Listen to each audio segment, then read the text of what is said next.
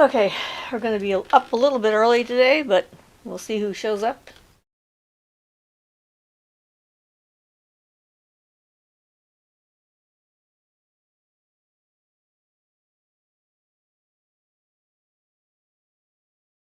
Hey guys, or when you show up, greetings. Siofra here. I'm a little bit early today by a few minutes, so somebody showed up. Good. Awesome. There's 7 people. Yay! So I had fun doing the video yesterday on working with water. That was certainly educational to find out that I really couldn't do a video about that until I, calmed down. Hi Canary, hi Nose is here, Athuza Dragon, and Julia. Hey! We're having a nice windy day today. It's sunny outside, but definitely windy. Hey Frankie, how are you? Hope everybody's doing well. I got word from Ryder that she won't be here today. She's disappointed that she can't be here today because she looks forward to it, but she wanted everyone to know she's fine. So, you guys are now in charge of all of the questions. I guess the question is, what do y'all want to talk about today? Anything on your mind?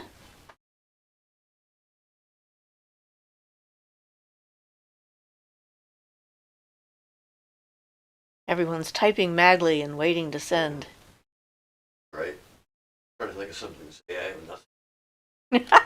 I know, we put ourselves on the spot all the time, don't we?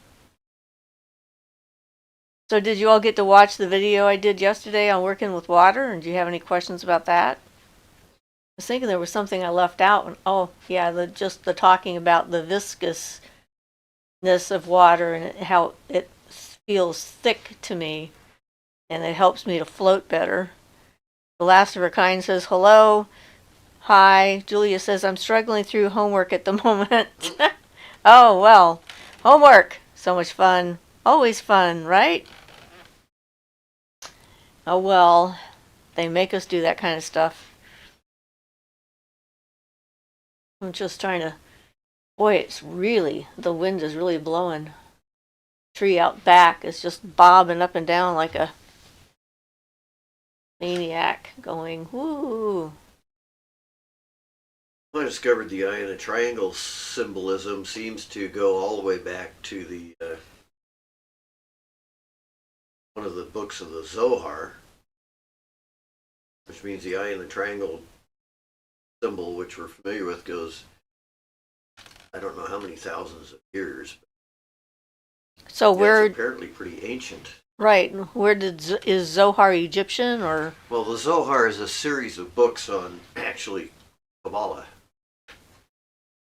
old Kabbalah, actual. So Judaic? Yeah. Okay. Basically. Okay, so Frankie says, I love the water video. I'm planning on a ritual bath like you described in the video. Any recommendations on safe herbs to bathe with?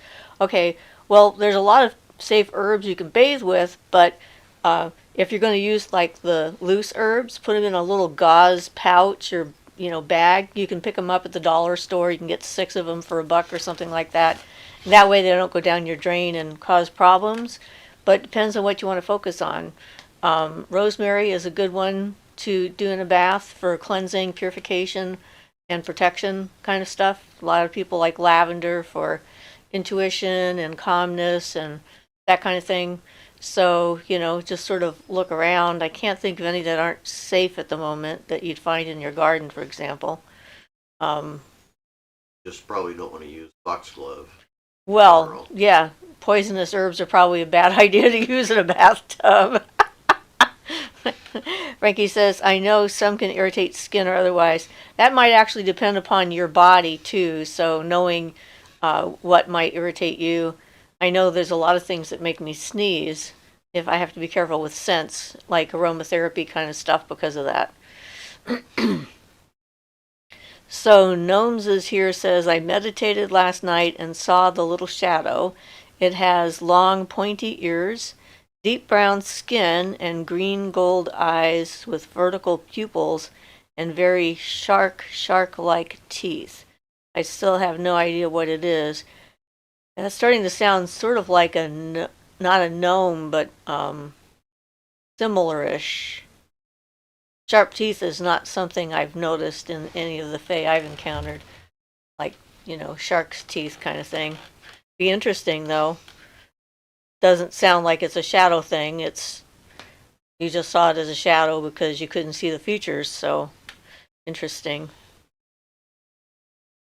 Canary says, I love doing ritual baths. Unfortunately, I only have a shower at the moment. Julia says, oh, I forgot to say hello, Ian, as well. Haha. Ian says, yay. Thank you.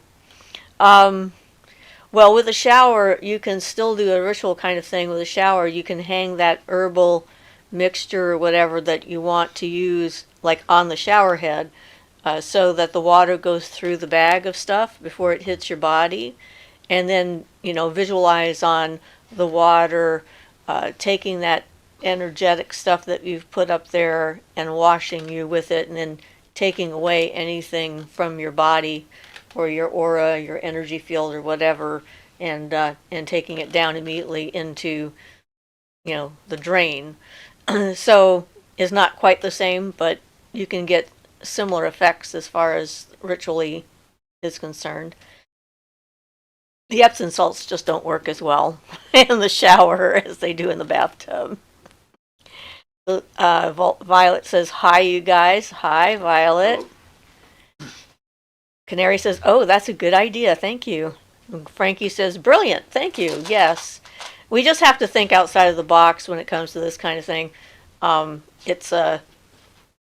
If we get too stuck in our particular mindset and think that's the only way of doing it, then we can miss out on potential opportunities and ways to adapt. That's why I talked about on the video about, using the washing your hands to clear your energy out. And I do that in my office as a massage therapist because especially if I have a busy day in between clients, I always go wash my hands and focus on letting that energy, leave and get out. Gnomes is here, says, whenever I meditate, I tend to get visions that sort of just come. Is it okay to bathe with sage and black salt? I don't see any reason why. Sage is perfectly safe for most people, and black salt is just salt that's been blackened. With iron, I think. Well, there's several different ways, I think, of making black salt. You have to be careful about having super strong stuff in there. They can cause bladder infections in some people. So, that's the reason why bubble baths aren't good for a lot of people, because they have irritants in them. And soaking in a bath gives you more exposure to whatever the irritants might be. So, always good to know your own body. Lindsay says, do you believe certain magic has to be done on certain days? Example, love magic on a Friday only. No. I think that you can use, if you want to naturally enhance a spell and you are familiar with the associations, and then you specifically decide to do them on that day because you want to add that energy to the work that you're doing, then that can help. But it's not an absolutely necessary kind of thing. No, I do that. Say at all. Yeah, I do Not that necessary sometimes. At all. Just do that when you want to add to the power of whatever you're doing, and don't be hindered by that if you want to do it on a different day. So Ruth says it's her first time. Hi, Ruth. Canary says, I've bathed with sage and it's fine. Good to know. Everyone says hello to Ruth. And Canary says, I don't like love magic. Well, depends on what kind of love magic it is. I mean, I kind of agree in general. yeah, we generally agree with the kind of love magic that a lot of people want to do, which is to make someone fall in love with them. Not good, in our opinion, but, whatever. So, everyone else, so Vanessa, hi Vanessa, nice to see you here. Canary was going to say something, but she retracted her message, so. We don't know what it was. She changed her mind. Or he. I don't know if it what your gender identity is. I just canary sounds female to me because it's a bird and it sings. It's nothing in particular really. But yeah, like as far as doing special magic on the time of the month or the time of the week and that kind of thing, I certainly have used that in my work. When I make my planetary wands, I try to work on the wand on its day so that I'm getting the most amount of energy and it's easier for me to focus. Like on Wednesdays, I worked on my Mercury wand. On Mondays, I worked on my lunar wand, that kind of thing. And I did the same thing with my solar wand. It was just sort of a nice kind of addition to it. And since I was dedicating it to the planetary energy, it made sense. But I've, had to assist people in emergency situations where they had their own restrictions on what they could do and when they could do it. But I don't have that kind of practice where I've agreed to only do this on this day, that on that day, and don't think outside of the box. And so it's sort of interesting because, there's a place for that, obviously, if it's a traditional kind of path that someone is following. But in that event, they called me in for help because they couldn't do it themselves. Instead of loophole, I wonder, I'm not allowed to do this, but you are, so can you come over and help me? Is sort of a loophole. Like cheating. Just a wee bit. On a story I read about a guy who couldn't eat meat, so because he was only do fish, so he was starving and he baptized his meat to be a fish and then ate it. And so then he was only like okay. So then it was only eating fish because he named the beef fish. He baptized it. Yep. You are now a fish so that I can eat you. Yeah. That is a little bit of a... He was starving to death, but it's ridiculous to, if he's going to eat it, just eat it. I agree. That's what happens when people make that. So Canary says she is her pronoun. And is there any meaning to having a robin fly through your window? Ooh, how sweet. I don't know. It seems like a good sign to me. I'm not sure. Is there do you have like the dead come to talk to you after they pass as a robin? I know I've read some people have cardinals and things like that they ask people to send them when they come by. Or maybe you just have really nice bird energy and the bird was just going like, ooh, look, a bird person.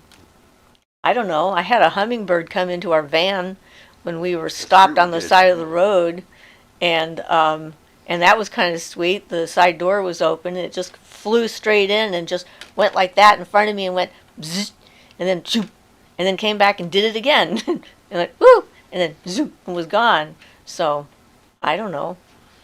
Yeah, omens are weird because they're very personal. They really are. It's sort of like dream symbolism. It's personal. It's like your own experience determines what it means, and it's a neat experience either way. So Trinity says, hi, Siofra. Hi, chat. Hi, Trinity. Julia says, you shall be fish. She liked that. Jonathan says, hi, I'm here. Hi, Jonathan. Nice to see you. Gnomes is here, says, last night there was a huge storm, lightning, wind, the likes, and a crow on my roof cawing. I've always been enthralled by the energy of storms, but with the crow there, do you think it's a sign of sorts? Well, that's kind of cool, too. Storm crows. I mean, crows have a tendency to gather in murders, like they like to call them, before storms, and I've seen them, like, in our area collect together just before a storm. And I tried looking that up on the internet, and of course, all it could think of was like, the Lord of the Rings and other kinds of things that had nothing to do with what I was trying to find out. That's sort of the bad side effects of information being out there that's actually not what you're looking for, but sounds similar. But they do seem to collect before a storm. There's something about the storm energy that they notice. And depending on where you live, like since I'm by the coast, if there's a really big storm coming, all the seagulls come inland. And we suddenly have a bunch of seagulls in our area where we don't generally have very many. We get like one or two, and that's about it. So certainly it could be a sign. But every so often I hear a crow like in the middle of the night, and I know it's not really there. It's like it's I hear it, but it's not an actual sound. It's in my head that I hear the crow. So depending on people's beliefs and their associations, crows are often given a bad rap because they're omnivores, and they will, they clean up battlefields and so forth, similar to vultures when it comes to that kind of thing. And people watching them do that decide that they're related to death, even though what they're doing is they're basically the cleanup on aisle whatever to make sure that things stay together like they're supposed to be. So I think that's going to just depend again on you. Like I said, symbolism, the universe communicating with you is personal. And when the crows wanted to give me a message, give me a warning, they didn't do their usual kind of behavior. They were completely and totally out of the box. So this could be a sign, because that may not be something that they generally do.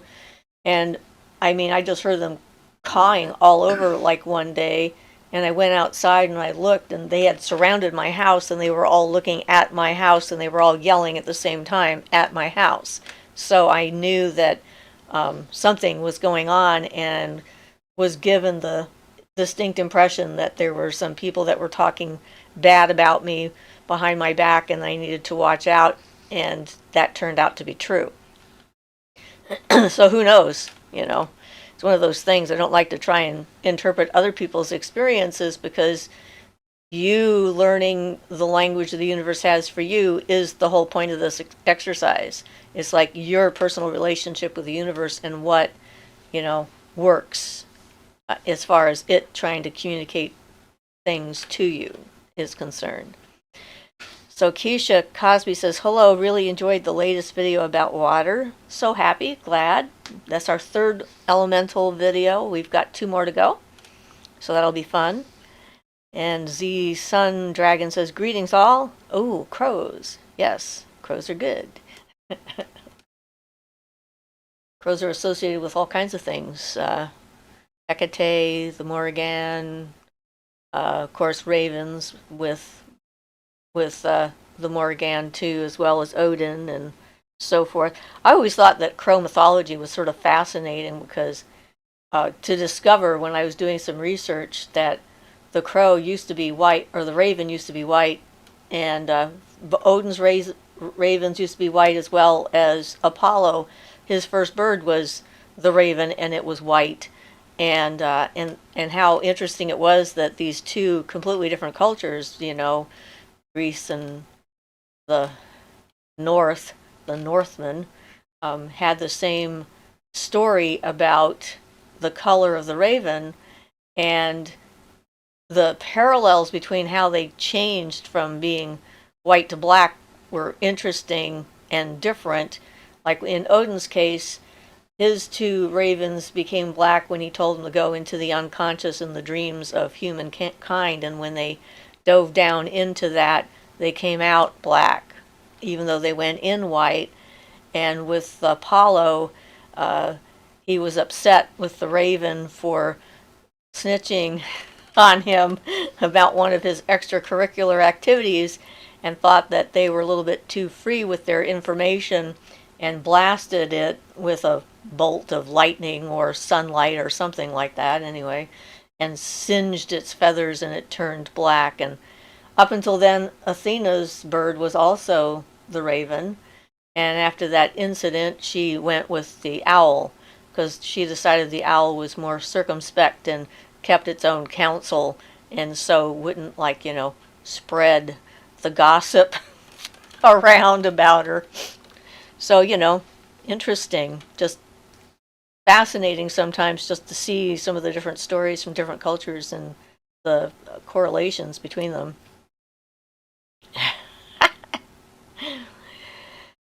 So Violet says Apollo and the White Raven, how utterly cool. Jonathan says, come on, fam. Questions? The Fae are freaking my dogs out. Advice? Well, no. I don't think you can help your dog with the Fae. I'm just trying to think. Dogs don't like spirits, generally speaking, so I'm really sorry if your dog is having a difficult time. I'll have to think on that. Maybe I can come up with something, but not off the top of my head. Jacqueline says, hooray, I made it! Yay, hi Jacqueline. Violet says, Athena, the raven, and the owl, how utterly cool. Yeah. Z Sun Dragon says, I recall some reader we had in school, and on the cover was a crow or raven with a red ruby in his mouth. Not sure what that was all about. Oh, that sounds kind of interesting. Vanessa says, what type of elemental beings live in homes? I guess it depends on your home. If you mean elemental beings are like we've had a fire pixie. I've had several gnomes visit. We've had them visit, but they don't live here. They have their own places to be and their own things to do. The Undines live in the water, so they don't live in my house either.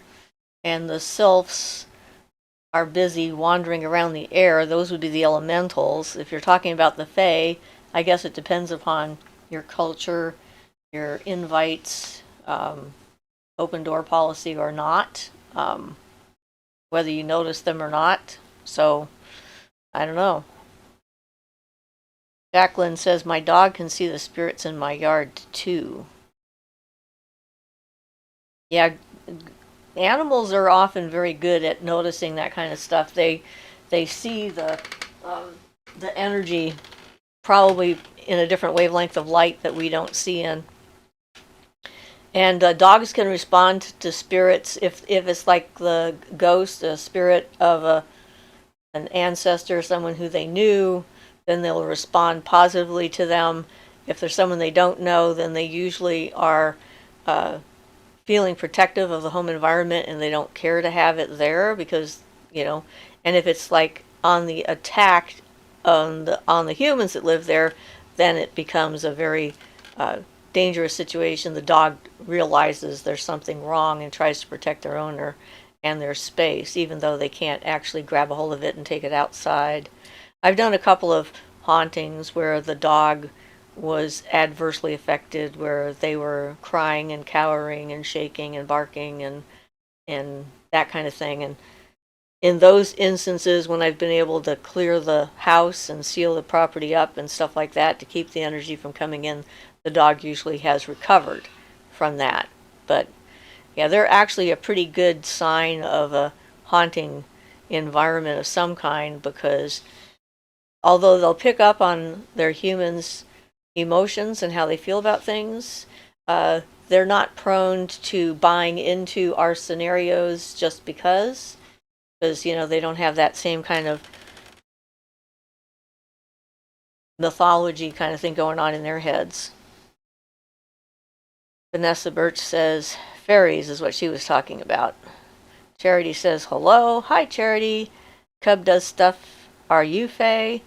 I think I might have Fae in my bloodline in the past, but it's a suspicion. There's no way to prove it one way or the other, but I'm definitely fully human at this point. I just may have some Fae influences. Jacqueline, Ruth says my cats do too. Yeah, and usually cats don't care too much about it. They'll notice them and see them, but they're like, yeah, right, whatever, kind of thing. So Jacqueline says he barks at them but doesn't seem scared. He barks at leaves too. Yeah, it moves. You bark at it. Okay. Canary says my cat saw spirits. Yes. Z's son is laughing at the barks at leaves too. Yes. It's true. They get excited about a lot of different things. But when it comes to your environment, it's like your home is sort of an extension of you as far as your ability to have authority over it, but you have to take that authority and create an environment. If there's spirits that are are uncomfortable for your pets and that kind of thing, then you need to make the environment uncomfortable for the spirits so that they don't want to come in. And it's okay to have boundaries and say, no, stay out, don't come in here. That's not okay. Sometimes they get stuck. I mean, I had a case I worked on locally where no one told me that the little boy in the house thought he had a monster under his bed. That was not mentioned in my intake information and talking to the mother and stuff like that. And the kids weren't home when I went through the house.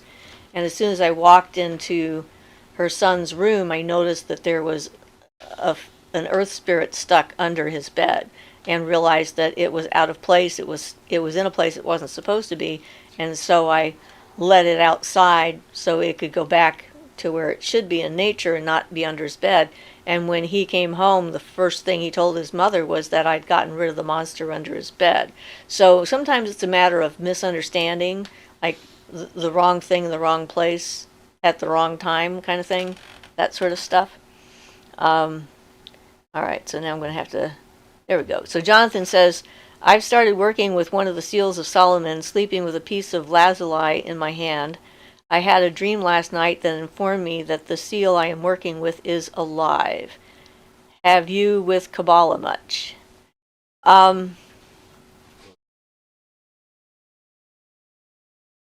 say having the sense that the seal is alive is probably due to actually making contact with that being on some level, whether you realize it or not.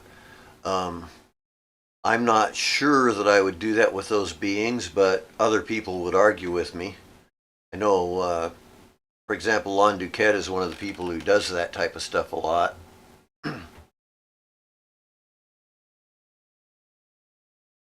Okay. Canary says, can you accidentally open a portal? And the answer to that is yes. People do it all the time, apparently, with Ouija boards and trying to make contact when they don't know what they're doing. I had one place I had to go to that was the biggest portal I've ever seen in my life. Was the entire living room floor was just one open portal.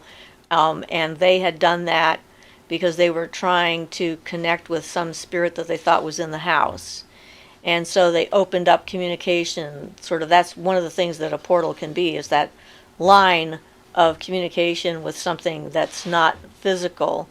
And it turned bad for these people because they were very inexperienced in this. And right after they did this, I guess the spirit came in and pushed the man out of his body, and he was stuck out of his body for a number of hours. His description was he was like under his house and he couldn't get back in for a while. And then they had it was sort of like a spirit highway, I guess you could say. And, spirits were being pulled in. It was sort of like a vortex of energy, and it was just pulling things in all over the place. And a lot of the investigations that I do, I find portals that are still open. Some of them because someone has crossed over or started to cross over and not succeeded. They can sort of make their own little hole, and others because someone has done it, and others because there's a series of ley lines going through the property and they've crossed somewhere and opened something up, So people can accidentally open up portals. The other question was, can you accidentally trap a spirit?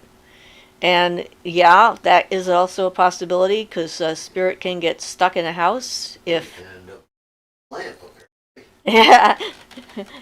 Yeah, Ian's talking about the fire sprite that ended up in his lamp. That was an accident, for sure. We don't know how it got trapped in his lamp, but it escaped through his lamp when he lit his lamp. But until then, everything kept falling all over at the lamp, trying to knock it over. I guess it would have knocked the top off, and I'm not sure. Yeah, I'm not sure what trapped it. Yeah, so yes, it can happen. It has happened in our house. And we know mostly what we're doing, so yeah, that would be a yes. So Jacqueline says, yeah, I don't allow anything in the house. Fairies steal enough of my stuff in the yard. No way I want them in the house. Okay, yes, and you are perfectly permitted to say, no, you can't come in. So Violet says, is there a test you can do to know your aura is completely sealed before inviting other entities? Or is it regular morning practice and knowing? I've been faithful a year now at morning practice. Yeah, I'd recommend doing that until a person was clairvoyant enough to perceive the difference.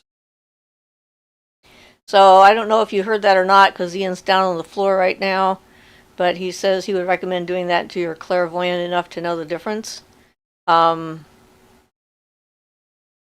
your own aura and so forth.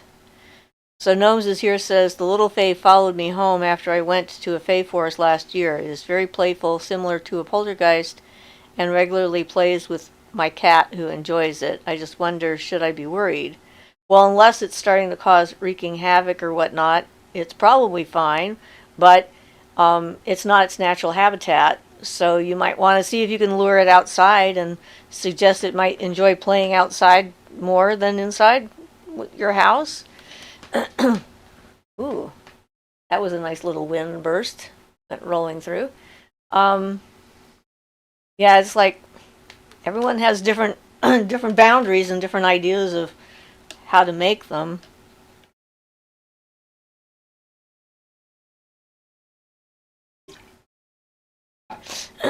So Jonathan says at Ian, I'm not talking about the lesser key. I'm nowhere near competent enough to work with demons. I'm talking. Whoops, it's going away. I'm talking about The greater key. higher beings. Same answer? Yeah. Well, no, I actually have no problems with the, the positive beings or the talismans used there. Actually, there's not really a problem with the other beings either. I think they are respectful enough that a person can work with them. I would not recommend any trying any negative stuff with even the beings of the Goetta, but they can be approached respectfully and not cause you a problem because they generally have specific purposes and they're not out to harm someone on purpose, but you certainly don't want to misuse one of their seals. But I guess the question is, the seal seemed alive. That's the... Right, well that's, yeah. That's making contact with that force. Since if it's one of the talismans, then it's probably more contact with the force of that talisman because they usually have several beings' names on them and not just one. Okay. For what that's worth. Yeah. So Violet says, no more negative greetings. That was a great answer, Ian. I think the negative greeting was the tail end of an attack and is over now, part of the ice storm. Canary says, at Jonathan, no one is competent enough to work with demons. Their energy is so bad that even if you successfully bound it to your will, and it's not just pretending, so you think you have it, you will get sick.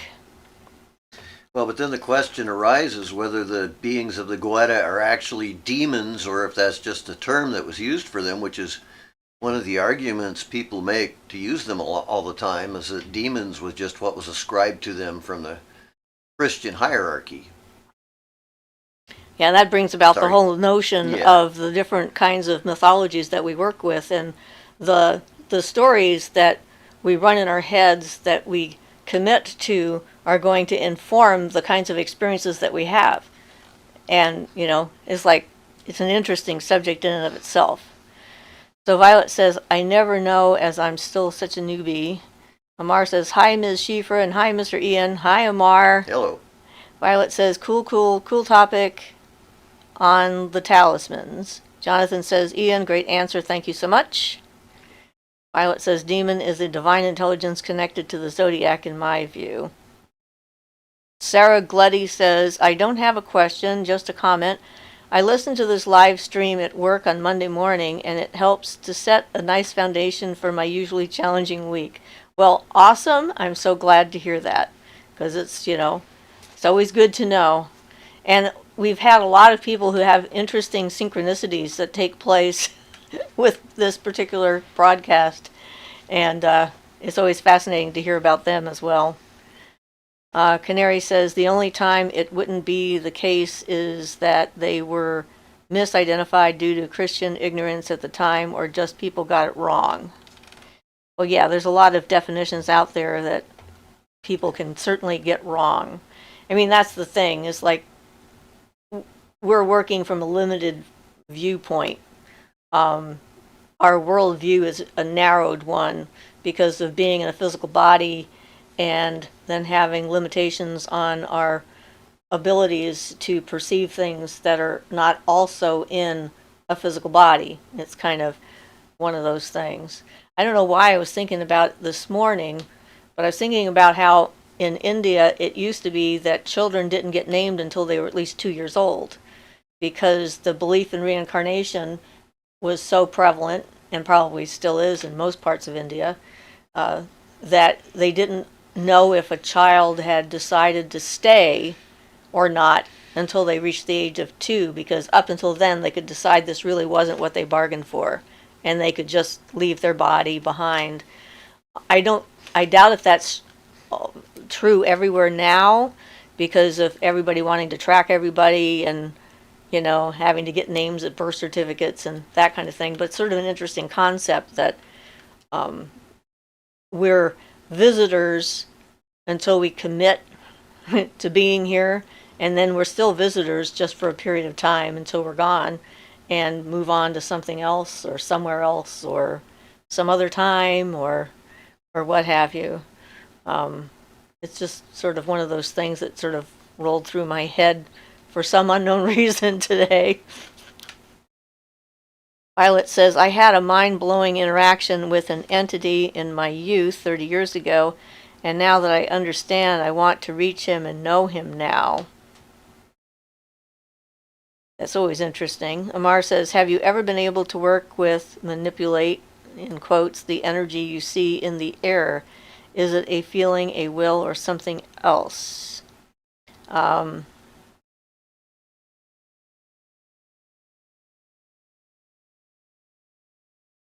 I think you need to be more specific for me to know what you're talking about, because I work with the energy in the air all the time, or, what could be considered in the air. I mean, there's energy I use from the air, life force energy, breathing it in, and but there's also air element. And then there's the element of air, and yeah, air is like, there's a lot of things that could be in the air.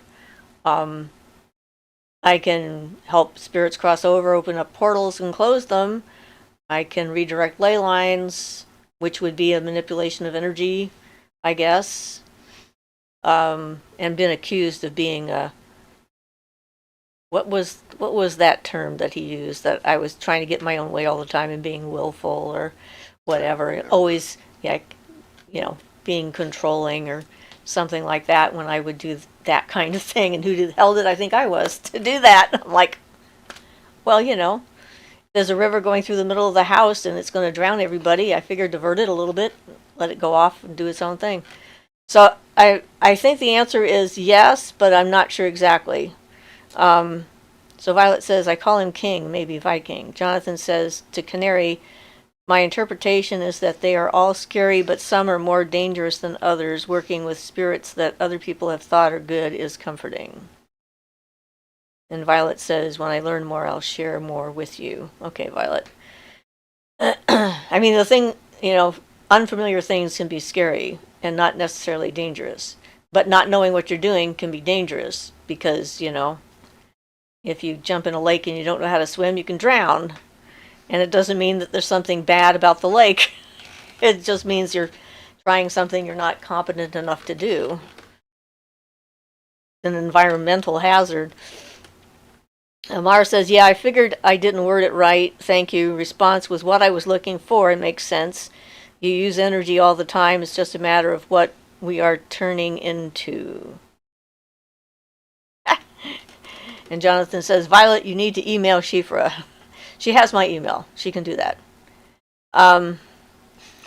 Canary says that Jonathan, some spirits look scary, but that doesn't make them a demon. Some spirits that people say are good aren't the best, and vice versa. You just have to learn to read energy before you connect to it. This is true. Much. And some things are good at one point and not good at another. I mean, it depends upon what their job is and where you're at in your path as to whether it's going to be a positive encounter for you or not. Canary says, any spirit really, otherwise you might get duped. I think she meant duped. She said duped, but it's probably duped. Yeah. Tricked. Violet says, thanks, Jonathan. A wonderful thought for me. Amar says, I agree, Canary. Canary says, yes, duped. Marisol says, hi, I made it. Hello, Marisol. So glad that you made it. Mar says, I agree at Canary. I mean, it's all a matter of what we learn and what we can figure out. And, you know, nature is dangerous. It's not all butterflies and rainbows and everything else. I mean, you know, those things are there, though. Those things are there, but then there are bears and tigers and, you know, snakes and all sorts of things that are dangerous to us. They're not like evil or bad. They just are not necessarily compatible with our energy and what they're doing and what we're doing. Meet at loggerheads with one another. You certainly don't want to walk between a bear and her cubs, and you'll find out really fast that it doesn't matter how powerful a magician you might be, but you could get eaten by a bear. I mean, you know, it's just... So anything that we do, whether it's spell work or cleansing work or working with spirits and stuff like that, you always have to keep in mind that the more you know about the nature of the thing you're trying to work with, the more prepared you are for the potential risks and hazards that could come along with them.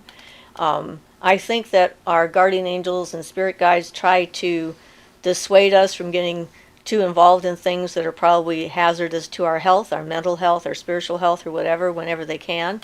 But we have free will, and we can go ahead and, you know, be stupid if we want to.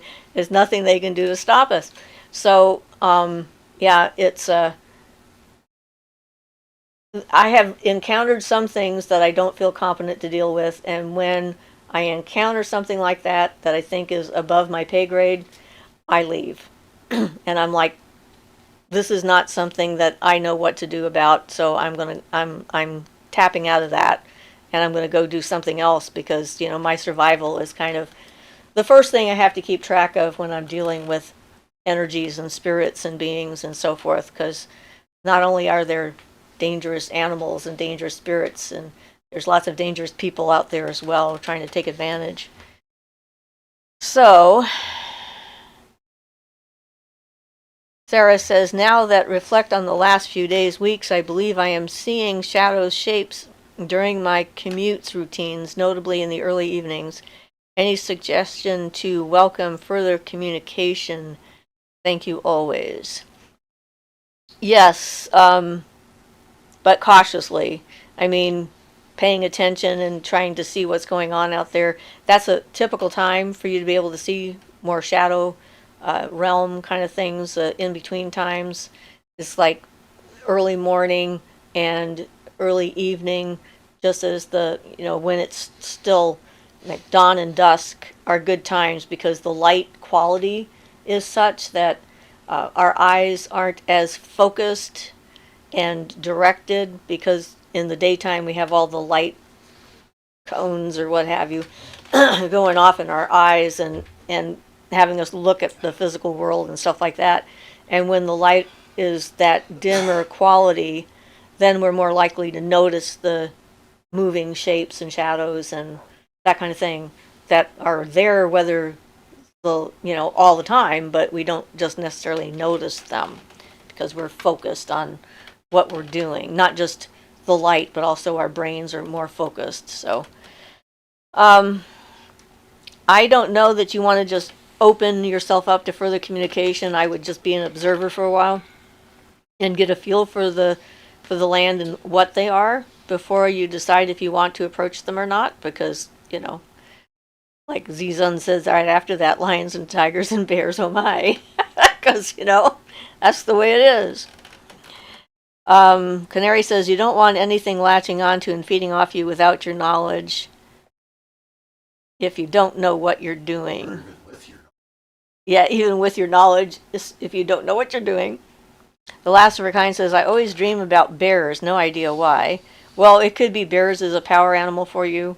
My daughter had nightmares about bears when she was young, and they were there to try and protect her, and that was one of my shared dream experiences that I had, and went into her dream to find out what she was dreaming about because, she couldn't tell me because she couldn't remember. And so bears can be a really powerful spirit animal. And I have both a bear in the Native American kind of sense as a totem animal, plus I have a bear as a power animal in the astral planes.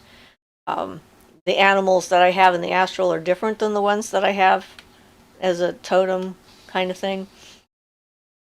And you can adopt an animal and study it in order to learn the lessons it might have to teach. And that's how I connected with the bear initially, was to learn better parenting skills. I needed to have the power of the mother bear and learn about healthy discipline and good boundaries and protecting my children, which definitely came in handy. And my daughter has that in spades. It's like, and I think so does my granddaughter. So I think that might be like a family totem at this point. It's kind of interesting, at least among the women. So the last of her kind says, we did that. Violet says, can I safely seal my aura even though my body is a physical wreck? Well, sealing your aura should help your body to not be as much of a physical wreck. I mean, you don't want your energy leaking out all over the place, is what I'm assuming you're saying. And so, pulling your energy into yourself and having a boundary where your energy ends and then other begins. And so you keep yours closer to you. I don't think that would make your physical problems any worse. But also that you can seal the negative stuff out, but not the positive. Yeah. Well, yeah, So Philippa says, hello, I wasn't signed in, but I've been watching. All very interesting, thank you. Well, hello, Philippa. Thank you for watching, listening in. The last of her kind says, any brief advice on dream interpretation? Okay, so if you really want to know what your dreams are trying to tell you, first off, they're not trying to trick you. Number one, they're trying to be as clear as they possibly can be. So if it's not an obvious message, it's probably something you're just not understanding. It's trying to be obvious. Nightmares will happen if you're not listening to your dreams at all, and your subconscious believes that this is really important information that you need to know, and it could be like, life-threatening, something coming kind of stuff, and you better pay attention.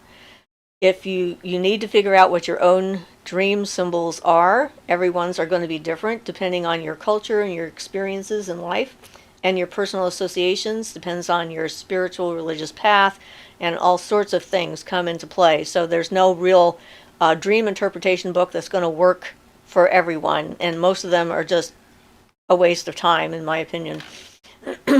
So keep a dream journal. So you need to write your dreams down and do it consistently. Have like a journal, tablet, whatever, or you can even do a talking thing now. We didn't have that available when I started this, but you can say your dream out loud. If you have a recording device you can talk into, so that you can keep track of what your dreams are, and then look at them later, and have a personal experience diary, like a daily diary of just short crib notes of like what's going on. Did you have a weird encounter on the subway? Did you feel something in the sandwich shop? Whatever is happening in your life. because usually your subconscious takes a few days to process information that it notices that you haven't noticed on your own, and then that will then come up in your dream and tell you something you need to know. So like for me, houses are like me, and the houses that I end up in are different depending upon what's going on in my life. When I was going through a lot of therapy, I was starting to open up to my childhood trauma and to process it, I would find closets and open up closet doors and find gardens growing inside of closets, and it seemed pretty clear to me that that was symbolic of these wonderful things that I'd been keeping safe and hiding from others, including myself, so that they wouldn't be harmed, and that they were still in there and they were still, coming to fruition and growing and being nurtured. And now I was finding them so I could start to let them out. And so, that was a pretty obvious thing to me. And there's always, like, sometimes I find trap doors. I love the dreams when all of a sudden the house I'm in is this giant, like a museum or whatever, and there's all these different rooms, and I end up in the room with all the antiques, and I look through all the cool stuff that they have. It's just like, yeah. And you can sometimes have past life memories come up in dreams, so there's a lot of things that can happen in your dream state. But so figuring out what your meanings are is definitely the important thing. It's like if you look at a dream interpretation book a lot, then you'll start to adapt. Your dreams will use those interpretations in your dreams for you because you're exposing your subconscious to it. So, yeah, there's that too. So that's my suggestion for that. That would be my brief advice. Hopefully it was brief enough. Jonathan says, what I needed, nature is dangerous. That is profound. Thank you. I received something good tonight. You're my high priestess for a reason.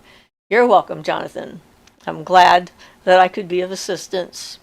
Philippa says, oh yes, I'm seeing all sorts of energies and such now too. Canary says, I have helped people with something not very nice attached to them many times. Sometimes it scares me. People with those problems keep popping up on my path. Yeah, I think that's because they're looking for assistance, and the universe has a way of like having us cross paths with them. But you can always say no, because it's an opportunity to set a boundary if you're not feeling up to it, and you're not obligated to help everything that falls at your feet. It's one of those things you have to remember, taking care of yourself. So Marisol says, I remember what I wanted to ask you. I've had 2 instances of feeling the sensation of falling, but like my spirit was falling or being dragged. I was in Ground Zero in New York City. Any idea what it could be? Well, I'm glad that you survived that experience, and I'm sorry that you were there. I can't even imagine what that must have been like. I don't think that relates to this in particular necessarily, because that sensation of falling is often a precursor to astral projection or mental travel, getting out of your body. I've had that happen to me fairly often. And sometimes if you can relax with it and let it happen, then you'll pop out of your body and find yourself out of it and see what's there. There was a lot of things that happened in that moment that we all went through. So it could have touched you as far as the amount of death that happened so close, and the trauma and the chaos and the shock and everything else that took place that day. So that certainly can open someone up to things. So my idea would be it's probably a precursor to astral projecting. Sarah Gleddy says, great point, I will observe.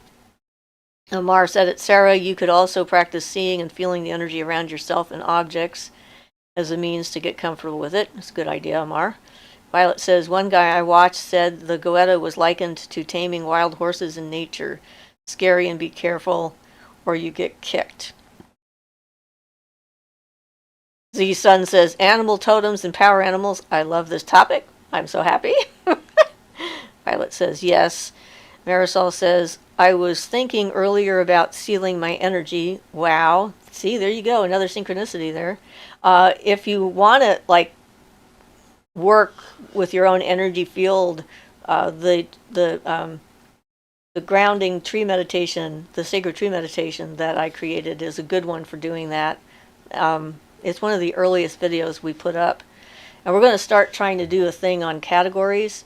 Ian discovered the other day that we can have, like, a list of things to watch. What is it called? Playlist.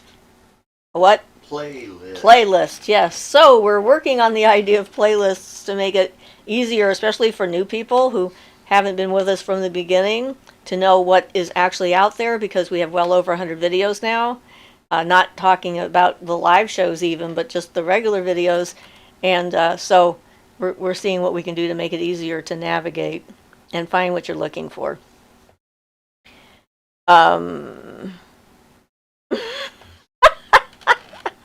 Canary says, if my dreams are trying to be obvious, they need new material. Omar says, great explanation on dream interpretation. Heaven's Very Own says, I dream like 10 dreams a night. I do too when I'm doing a dream journal. It gets quite busy. Sarah says, thank you, Adamar. I try and sink into the feeling I have after seeing the movement. I have tried to be more open with the energies in my area for a long time, perhaps too eager. Yeah, well, we don't have to do it all overnight. When I was younger and I was with some crazy people, which happened throughout most of my early life, this idea that we were supposed to get something done and get it done now and learn something fast and all this other stuff was very much on the table all the time. And so I was always failing because I could never get whatever it was done on the timetable that some person said I was supposed to be getting it done at. And, those are artificial things. Time doesn't exist to start with, so you don't have to pressure yourself to get it done now, because it's all happening now, and it'll happen. You'll remember it happening as it unfolds and that kind of thing, because that artificial, like, push actually blocks us from being able to experience the things we're trying to experience. It's kind of funny the way that works. Anyway, so give yourself a break. It's okay. There's no timetable. Canary says, my dreams have gone cuckoo for Cocoa Puffs lately. So have mine. They've been very odd. Jonathan says, I don't know what TLOHK, Dream Journal for the win. That's what I did. Mark says to Canary, I'm not saying this is you, but I feel like there's a correlation between our mindfulness and lucidity in this reality and that of our dreams. Maybe that's why we can't remember much. Well, part of it has to do with the way the brain, the interface between the brain, the mind, and the spirit is like, it's not a simple process. There's a lot of stuff going on in there. And depending on your brain and how well it retains information, and then dream information is usually stored just for a very short period of time in self-erasing cells in the brain, which is why writing down your dreams helps you to retain the information. Because if you don't write them down, or they're not significant enough for you just to remember them, then they just sort of fade away. And that's part of how the brain works. I guess it feels it, only has so much room. I don't know. Violet says, I do not as a rule remember my dreams, but when my friend fell and hit her face on the pavement, there was a big alligator in their yard just the night prior to it. So that was really trippy. Was that a real alligator or a dream alligator? Not part of the attack, I pray. Amar says, at Sarah, good. Also note what you were doing, feeling, and thinking when you see and feel them. No problem. Julia says, I suppose I'll start a dream journal then. Well, it can be fun. It doesn't have to be work. Violet says, that was the dream world. Okay, yes. Not really. In physical reality, but you had a dream about that. Okay.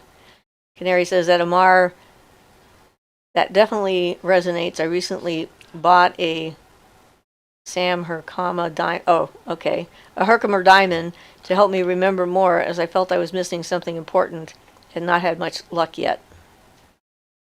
I feel like I can't say no because they've gone out otherwhere for help, but most people who you would think would even willing to talk about it won't be willing to talk about it. I can deal with the typical earthbound misunderstanding, but some of the lower ones are more difficult to even just be in the same space with. Well, like I say, you still don't have to say yes. And I understand that. One of the reasons I do the helping human spirits to cross over is not everyone has the ability to open up a portal just whenever they want to, wherever they want to. And so I do feel it's my spiritual obligation to assist when I can, but if it's going to interfere with my personal health, then, I say no. So right now it's like we're in the middle of a pandemic, so everybody's on their own as far as that goes. Caden said heart and hands. So Jonathan says canary, it sounds, whoops, I'm losing it. There we go. It sounds like you are very approachable, like Siofra. That is both a blessing and also very difficult to deal with. Siofra's words on boundaries is the best place I have found to start. Thank you. Season Dragon says dreams tend to reoccur, and when they do, pay attention to the events in your waking life. Take notes and compare. Yes, absolutely. Keisha says, I heard you mention Odin earlier. Could you elaborate? We were just talking about the mythology of the ravens and how they were white in the beginning. Odin's ravens were white. And when he had them enter into the dream and the subconscious world of humanity is when they turned black, when they came back from that. So representing, I guess, the underworld in that sense. That's why they turn color. Julia says, no, I think it'll be interesting. Canary says, oh yeah, about keeping a dream journal. Canary says that Jonathan, yeah, but if I don't at least try, if someone genuinely can't get help elsewhere and goes crazy, I would feel too guilty. Well, I understand, it's one of those things. You have to decide what's the right thing for you to do, for sure. But we want you to be healthy as well. Philippa says, I've been wearing a black obsidian tumble stone in a wire cage on a cord for the past 3 months. I wear it in bed too. I woke up the other morning and the cage obsidian had been wound around. And then there's a ... so she's probably going to continue more around on the cord and knotted in a very elaborate way. I don't move around in bed much and I sleep alone. Any ideas how this could happen? Nope. Mine does strange things in my sleep sometimes too. So, I don't know. It'd be interesting to see the knot. Gnomes is here says, what does it mean to see a version of myself surrounded by fire, controlling the elements, then just fire, dancing with fire, and even breathing it in? I was wearing a deep red. I dream of genie garb. Oh, that sounds like fun too. Well, let me say this. One of the cases where I learned how to open up the portal between the worlds, as a matter of fact, there was a woman who had been on that property who focused exclusively whenever she was meditating on the visualization of a fire around her. And she actually created a doppelganger made out of the fire element, which then caused some problems. So if you're very much fire oriented, maybe you should focus on some of the other elements to balance that out so it doesn't become too extreme. Because that's part of what we're here to do, is to try and be balanced. Philippa says, oh, we got that one. Amar says, Gnomes is here. Seems like you have an affinity for the fire element. Yes, that would be. And Canary at Gnomes, looks like you got to look at one of your inner highest selves. Julia says, if some of you guys have such symbolic dreams, most of mine are about people I know or bands. Well, that's about your real life, and so there's nothing wrong with that. Not everybody dreams in symbolism all the time. Jonathan says, Canary, I know Siofra's emphasis on boundaries has changed my life. Do self-love spells and listen to Siofra on boundaries. All right. Yay. I mean, as a healer and as someone who's done healing since I was 4 years old, the impulse to help people is very strong in me, for sure. My empathy is very powerful. I am glad that I was able to finally create or find a job where I could do healing on a schedule and not be going to work just to make a living as a secretary and coming home and having people lined up in front of my house to have me put hands on them to try and help them, which was exhausting. And at the time, I did do that because I wanted to help. But learning that taking care of myself, I'm one of the people that needs to be helped, is part of what I'm talking about when I say to do boundaries. And not everything is our own personal responsibility. You have to decide what you're going to do. But remember that if you overextend yourself, then you won't be around to help other people later. Edgar Cayce, when he was doing all of his readings during World War II, he couldn't say no to a person who was looking for a loved one who was missing in action and wanted to find out if they were dead or alive. And he was told point blank that if he didn't stop, he would die. He didn't stop, and he died. So, there are choices to make. You decide how long you're going to be here when it comes to using your energy and stuff like that. So the more you learn, the better, and the better able you are to control your own energy, the better. So Gnomes is here says, it wasn't just fire, it also other elements, but it was just a moment. The rest was fire, though. I am drawn to water. I feel like it was another version of myself. I focus on seeing what needs to be sent. Interesting. Arwini says, do you have any tips how to reconnect to your craft? I've been feeling very disconnected to magic lately.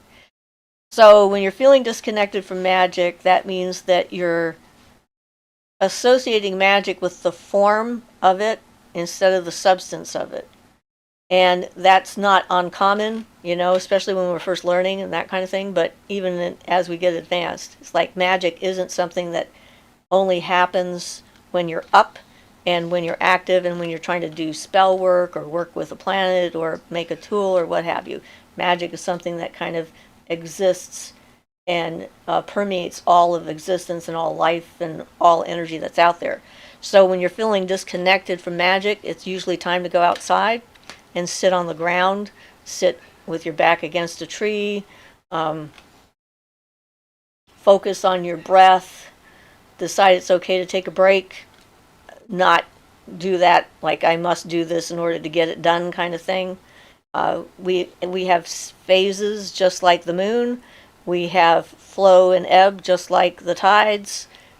And you just, let yourself know that it's okay. Learn something new, something different. Focus on some other aspect of your life that might have fallen by the wayside. I don't know.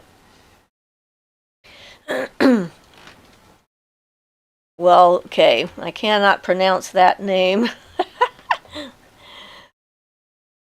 TDBSID. If you don't mind me asking, how did people in school react when they found out about your beliefs? Was it supportive? I was born in 1950, and I never learned how to keep my mouth shut.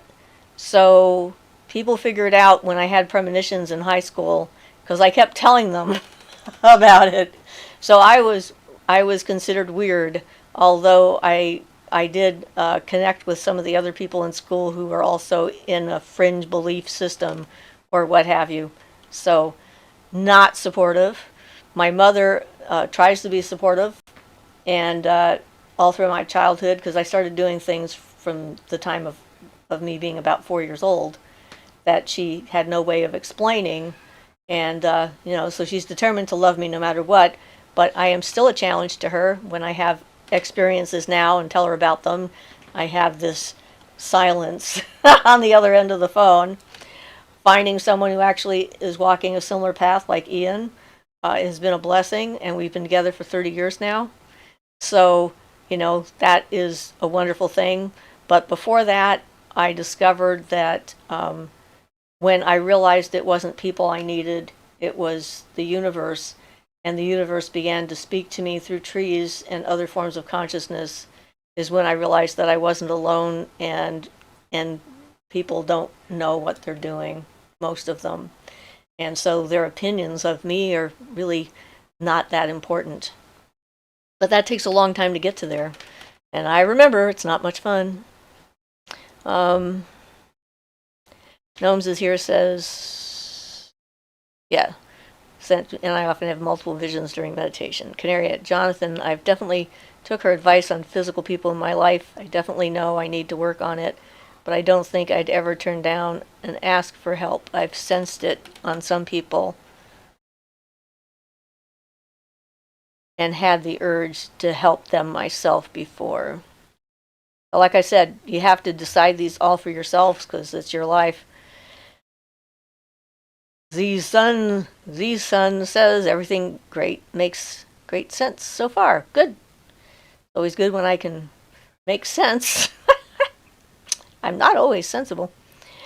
Keisha says, just recently got some black sage, also known as mugwort. I was wondering if I could use it as a tea and how effective it would be trying to have safe astral dreams. Okay, so mugwort is supposed to be good for dreams. You can use it in a sachet, in a pillow kind of thing under your pillow and sort of crush it to release its scent before going to sleep. Ian points out that mugwort is bitter as a tea, but it's relatively safe for the human body unless you have some reason why it's not safe for you. So look up its properties just to make sure, because there's a lot of herbs out there that, might be fine for me, might be fine for Ian, but wouldn't be fine for someone else. So always use your best judgment. You can be allergic to anything. But if you're going to drink it, definitely add some sugar to the thing. Honey, something like that to make it sweet, unless you like things that are bitter, because I like golden seal, so you never know. Everyone's tastes are different. But I don't think it's, generally speaking, a dangerous substance. Jonathan says, at Canary, I know, so does our High Priestess, really boundaries. You have all my love and sympathy. Season says that Keisha sounds like a vision quest. Interesting. Ruth Bascu says, oh my God, I'm 1957, laugh out loud. So you're young. Younger than me. Mary says, thanks to Jonathan. Off topic, but you look much younger than 70. Well, thank you very much. It's sort of the Irish, I think, in me. Our family is like that. I have a theory. When we get ready to die in the last, 3 months or so, we just sort of age all at once. It just goes poof like that. But a lot of it is attitude.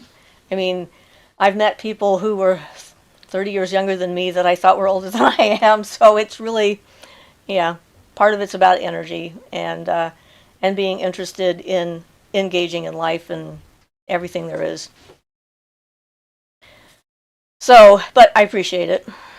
Amar says, hi, there's a YouTuber named Kiki Sinza that has a few videos on mugwort if you're interested. Thank you for the suggestion. Violet says, I got some really potent Palo Santo that permeates the whole house, and I love, love, love. You have a small house, so yeah, Ian has trouble with using strong incenses in his room when he's meditating because he only needs like a little poof of it and it fills up his room. Mary says, I was born into a Pentecostal toxic religion, and when I got visions, messages, I was encouraged until people realized that they were no good at it, and I was. Then I was possessed. Oh, I hate that. Yeah, I'm so sorry. People, if they don't like it, you're possessed by Satan. That's the way that works. Isha says, I've been trying to get mugwort in South Africa for months now. There's probably good online retailers for that. Audrey says, hi, Siofra. Thank you for being so generous and sharing your wisdom and experiences here. I so appreciate you. Have you had experience with sleep paralysis or thoughts on it? Most of the time, I have not had sleep paralysis, although I've had a few incidences here and there. When I wake up at the wrong time, I mean, that's what sleep paralysis is that you're awake and your body's not moving. And then I work to move something. If I can move any part of my body, then I'm out of it. Fortunately, that doesn't happen to me very often. So I know it can be a really huge problem for a lot of people. And I think that I don't know if additives and food substances and things like that might make it worse. So I don't know enough about that part of it. But I know that some people, I know I get very affected by the things that I put in my body. I was having a conversation about this just a few days ago. Like, I can't take MSG. It makes my astral form and my physical body disconnect. And I sort of, for about 8 hours after I ingest something that has MSG in it, I'm not in my body. I'm kind of next to it. and and I feel like I'm kind of like in a dream state sort of thing. So it like separates my mind and my brain, kind of detaches or something. It's very unpleasant. I can't take melatonin or kava kava because they give me extreme nightmares, horrific nightmares. They're just awful. I can't take artificial sweeteners because they give me what they call doomsday attacks. It affects the brain chemistry in my brain, and it feels like everything everywhere is about to die in the next couple of minutes. And it's just like, that was the only thing to call them, is like total doomsday.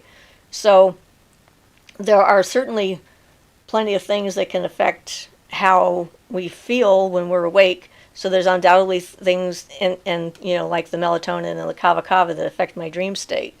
So, you might want to look at potential things that might be in your foods or reaction to foods. I don't know if it has anything to do with sleep paralysis or not.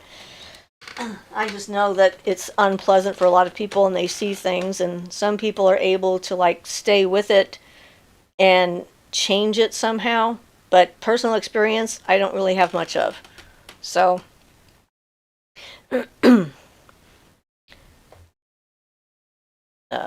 Canary says, encouraged as in people thought it was the Holy Spirit until I said things they didn't like. Yeah, that's really the way it is. And Audrey says, sorry to ask if you've spoken about it already. Nope, not today anyway. I haven't spoken about it already. Tia says, hey Siofra, what are some of your favorite teas? Peppermint. I don't like chamomile, although I like chamomile as a plant, and I've used it as an eye wash. It makes my stomach unhappy for a tea, which is the opposite of what it's supposed to do. One of those things again. It's like annoying. But peppermint I'm usually really good with. And I did golden seal a lot when I lived up north, which a lot of people absolutely hate because it's extremely bitter. Yeah, you don't do that one for taste. Yeah, that's not usually your fan favorite as far as that goes. And at this point, I'm a coffee drinker. So I drink coffee a couple times a day. But if I'm going to have anything in the evening, I'll have tea because I can't take caffeine after a certain hour. Otherwise, it interrupts my sleep cycle. It's annoying being in a body sometimes. All the things you have to do. Violet says she was born in 1960, so that means that you're the same age as my sister. One of my sisters, my youngest sister. Ruth says, laugh out loud. Yep, so she's younger than me. Amar says, at Jonathan, have you researched or looked into any of the local herbs and plants used by indigenous South African peoples? Just a suggestion. Yeah, it could be interesting to find out what kind of stuff they use. Violet laughed, tiny home. Amar, yep, and I use them, so that's good. Gnomes is here, says, I feel like you are the wise woman who teaches others from her experiences. You know so much and willing to share it with us. Thank you, Siofra. You're welcome. And that's the whole point of this. I mean, a lot of people can read books and then spout whatever's in them and, that kind of thing. But storytelling is our superpower in my family. All of the women in my family are storytellers. In fact, my mom is such a good storyteller that she was telling us this amazing story about a psychic and an elephant in a zoo when we were in a restaurant, and Ian had to go to the bathroom. And when he left the table, she wasn't done yet. When he left the table to go to the bathroom, people in the restaurant turned around and said, can you please tell us the end of that story, because we have to leave now, and we can't leave until we hear the end of the story. So she had to tell the end of the story and then tell it again when he came back. So I always feel like if you have a personal experience, it's more real in the sense that you've got an actual encounter with it in a real life situation. It doesn't necessarily mean it's more accurate, but because you can be wrong about your interpretation of what happened, but at least then someone who actually had the experience. So that's my philosophy anyway. That class I was in, the psychic development class, they accused me of lying and just spouting a bunch of stuff from different books that I had read because no one could have as many experiences as me. I was very crushed by that. That's because they were all college professors and they thought they were smarter than everyone else. So Philippa says chamomile tea gives me horrific nightmares. Wow, that one I haven't heard from chamomile, but good for not taking it once you find that out, because anything. Amar says to me chamomile has a fairy energy to it. And I'm sure that they like it. They like peppermint too. And peppermint's what they smell like to me when I'm out in the woods, if I run across some of them. Jonathan says gnomes, witch is a synonym for wise woman. I guess besides Solomon and Jesus, there has never been a wise guy. Who knows? Keisha says roasted dandelion is a good coffee replacement. Has that roasted taste, just add honey. Well, that's fine, but I have no desire to actually not have coffee. So I'm fine with it being coffee. I've had that too. Whoops. I did something that made everybody highlighted. How did that happen? There we go. I made everybody blue. Julia says, me just sitting here having been born after 2000. Ew, just little youngster. Yeah, we all start somewhere though, so hey, that's just fine. I don't have ageism, opposite ageism, I guess, against the youth or whatever, because they don't have enough experience. Certainly when I was 4, I knew more than pretty much everybody around me. Arwina says, same, Julia, same. Tia says, laugh out loud, born in 1991, feeling like a toddler next to those figures. Well, my granddaughter was born in 1993, so Ian and I met in 1991. It's a good year. I like 1991. Z Dragon says 1969.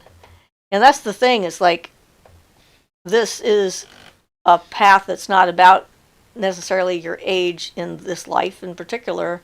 It's about your connection to life.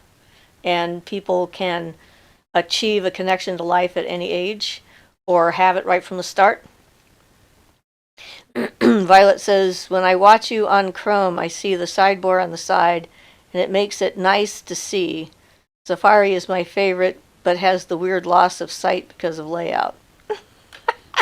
Ruth says to someone who's younger, you're a baby. Gnomes is here says, have you ever stood outside and listened to the sounds on the winds like the fae or air spirits talking? I find it very peaceful, and my neighbor has a humongous garden, so at times they come to say hi. Yes. And I've sometimes heard the music of the spheres, which is completely different and like way cool. Jonathan says, Siofra, you say interesting, but you won't find it by you. It will have no benefit for you to know what plants are indigenous to me. They all have medicinal uses. Well, yeah, they do. I think it's so awesome so many ages find similar connections. Absolutely. Philippa says 1977. Like-minded has no age. Ruth says, yay, me, love it. Love it here. Amar says, we are all babies in the span of hundreds, thousands, and millions of years. This is true. Did you hear we have a helicopter on Mars? I think that's just so cool. Yeah, things happen all over the place. But it looks like we're starting to get close to my hour-and-a-half mark. We've got about 7 minutes left. So anybody else want to have any last-minute questions in here to kind of, fill the gap, as it were? It's been a fun day. I've rather enjoyed today. Helicopter on Mars. Yeah, they had to design it here, but they couldn't fly it. They didn't know if it would work. Because, Mars's atmosphere and gravity are completely different than Earth's. So they had to figure out what would work, build it, then send it to Mars, and then hope that they were right. And it worked, and they were very excited. The scientists on Earth were just jumping around and screaming, "Yay, it flew!" Yeah. Crystals for the new moon. Well, selenite and moonstone are always good crystals no matter what the phase the moon is in. But the darker stones are more appropriate for the dark of the moon, depending on what kind of stuff you're doing. So like obsidian and smoky quartz and black tourmaline and black spinel and any of those kind of things. But really, whatever you feel you're wanting to work with. Planting season's coming up. You have anything planted for your garden this year? Well, I bought some plants, but we have to get the ground ready, and then it was raining like crazy, and then it was windy and cold. And yes, I have some peppermint, some peas, and some spinach that I need to plant, and I also picked up some hosta and some dahlias for my flower beds that I need to plant. So I have work to do, but we did get some weeding done, and the front lawn got mowed, and yeah, so, doing our thing when we can. And people always ask me if I have plans, like I have a friend who's always asking me, what are your plans for today? And I'm like, I don't know. let the day unfold and see what happens, and those become my plans. So I'm not very plan-oriented at the moment, I guess. It's a very thin-ish attitude. I guess. Julia says, watching the scientists live on TV when that rover landed on Mars was so funny. Yeah. Marisol says, do you have any tips on shielding? Watch my video. The Sacred Tree Meditation is a video on shielding. And I think I've done a few others. But learning what your energy is and that you have, creating the boundaries between your energy and other kind of thing is part of it. And knowing what is okay to accept and noticing when someone's trying to push something into your energy field that you don't want and pushing it back out. Reflective. I do a lot of mirror shielding, automatic mirroring for negative energy coming at me because, if they want to feel negative about me, that's their problem. I don't need to know. And I certainly don't need to absorb it. So, and then the stones, using the stones when I go out shopping and stuff to help automatically, shield myself and get rid of their negative energy that they may be putting out there. Although my psychic alert system is always on, so if there's a potential danger to my person, I always pick it up. You don't want to block yourself off completely so that you don't get those messages. So when I'm driving, I'm very much in the moment and reading everybody's mind. I'm in all of the cars, which way are they going to go? What lane are they going to be in? Are they going to turn? Are they stupid right now? Are they trying to, get me into an accident or whatever? So, yeah. So, it just really depends upon your circumstances. And every so often you pick up stuff you don't want to.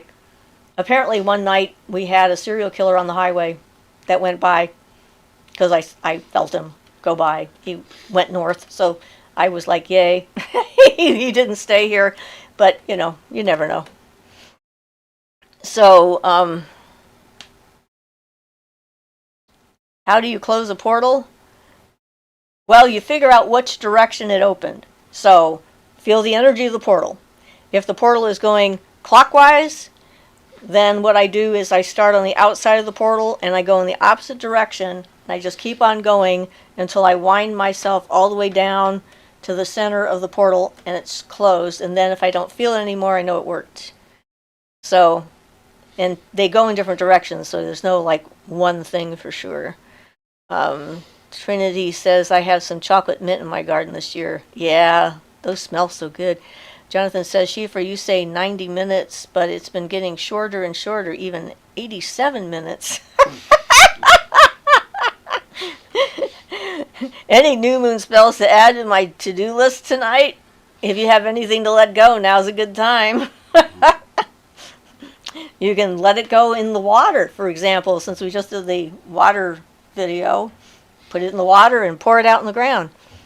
Marisol says, laugh out loud, okay, watching it after. Trinity says, oh my God, I do that too while driving. Yeah, it's important. Self-defense is what I consider it. I try to not be in people's heads as a rule because I believe in privacy, but if my life is potentially on the line, their ability to hide their stuff has just gone out the window. That's all there is to that. Ophelia says, hey, I know I'm late, but hey. Hi, Ophelia. I'm sorry you're late. Canary says, I sometimes leave myself open too much and start to sense things at really inappropriate times. Oh, I know. And that can be dangerous too. It's like I went as a gypsy to a Halloween party one year. I had my crystal ball with me, and this woman answers the door and says, oh, can you tell me my fortune? And I looked and I went like, oh my God, I cannot tell her this.